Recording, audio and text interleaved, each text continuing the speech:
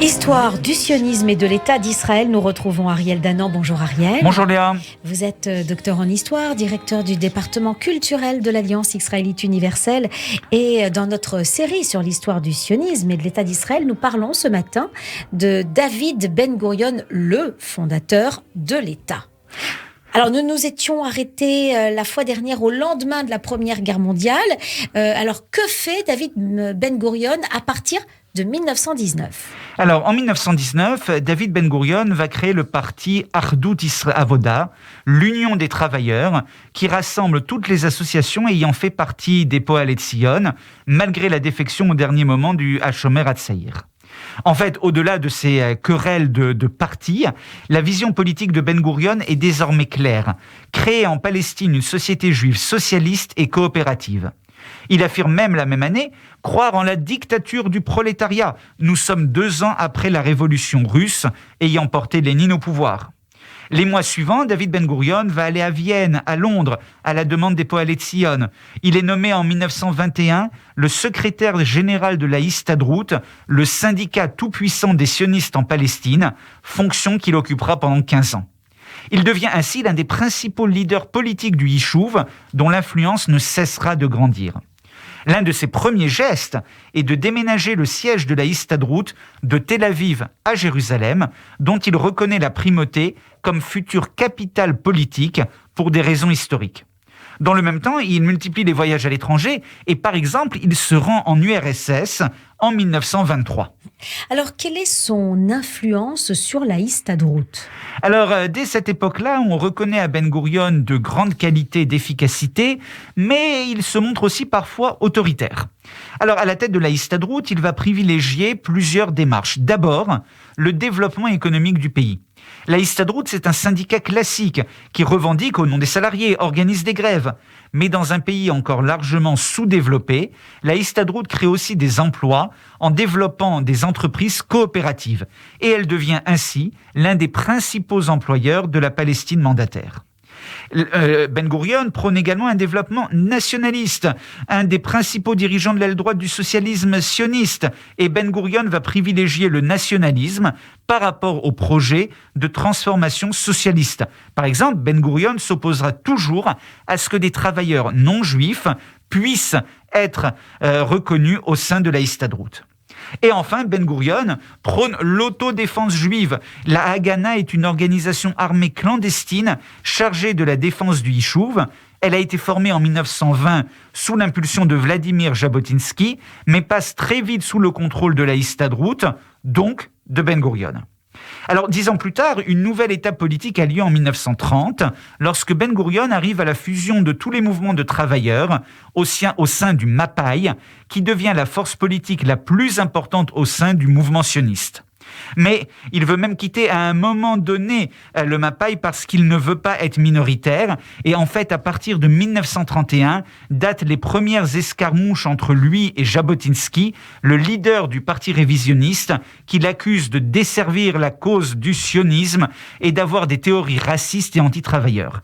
Les invectives se poursuivront au fil des ans, malgré un rapprochement en 1934. Et en 1935, David Ben Gurion devient le président de l'Agence juive.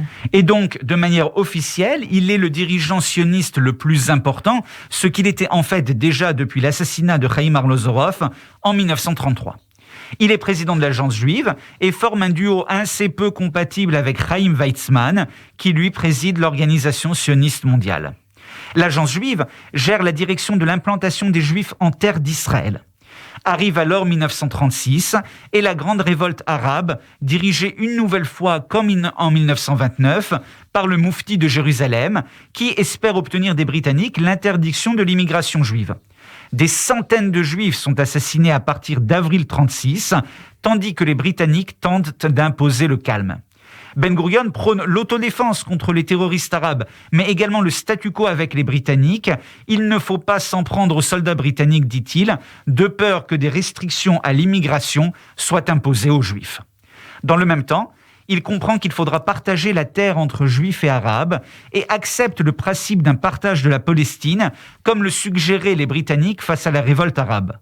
Ce plan Le plan Peel, refusé immédiatement d'ailleurs par les Arabes, ne convainc pas non plus l'organisation sioniste mondiale du fait de frontières trop étroites pour le Yishuv.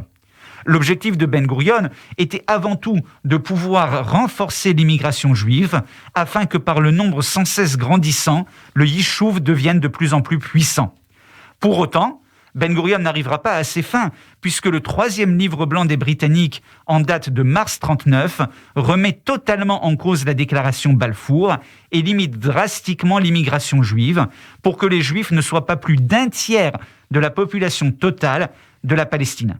C'est une décision britannique particulièrement dramatique, alors que les Juifs d'Europe essayent par tous les moyens de fuir le nazisme. Nous sommes à quelques mois de la Seconde Guerre mondiale. Et oui, comme vous le dites, nous sommes à la veille de la Seconde Guerre mondiale. Alors, peut-être, avant de refermer cette émission, est-ce que vous pourriez résumer l'action et la pensée de David Ben Gurion jusque-là?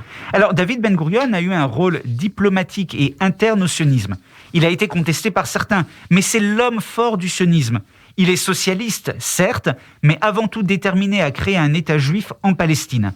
Il en perçoit quand même les enjeux et les problèmes, et je citerai ses mémoires où il résume une conférence de presse qu'il avait donnée à Londres en décembre 1933. Il explique que l'immigration est primordiale, et Ben Gurion note que le Yishuv manque cruellement de bras, et que c'est le principal enjeu. Il sait également que la sécurité des Juifs en terre d'Israël n'est pas totale, car les relations avec les Britanniques qui assurent la police sont complexes. Les Juifs doivent donc prendre en main leur propre sécurité. Nous sommes en 1933, avant les émeutes de 1936. Et enfin, concernant les relations avec les Arabes, David Ben Gurion est utopiste.